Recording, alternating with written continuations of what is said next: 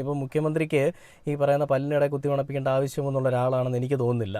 അയാൾ ഇരിക്കുന്ന 10 വർഷവും നല്ല കാര്യങ്ങൾ മാത്രമേ ചെയ്തിട്ടുള്ളൂ എന്ന് എനിക്ക് ഉറപ്പിച്ച് പറയാൻ സാധിക്കും.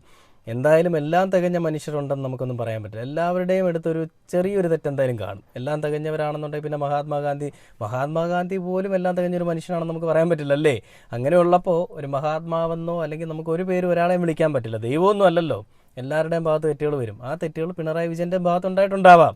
എന്നാൽ ആ തെറ്റുകളെ മാത്രം ഹൈലൈറ്റ് ചെയ്തുകൊണ്ട് സംസാരിക്കുന്ന, ഈ പറയുന്ന തീവ്രമായിട്ട് പിണറായിസത്തിനെതിരെയാണെന്ന് പറയുന്ന, അല്ലെ പിണറായി വിരുദ്ധത കൊണ്ടാണ്, അല്ലെ പിണറായിയുടെ ഈ പറയുന്ന സ്വേച്ഛാധിപത്യം അല്ലെങ്കിൽ ഏകാധിപതിയായി ചമഞ്ഞ് നടക്കുന്നത് കൊണ്ടാണ് ഞങ്ങളെല്ലാവരും മാറ്റി വോട്ട് ചെയ്തതെന്നൊക്കെ പറയുന്ന സ്ഥിരം ക്ലീശേ ഇനി ഇവിടെ ആരും ഉപയോഗിക്കരുതേ.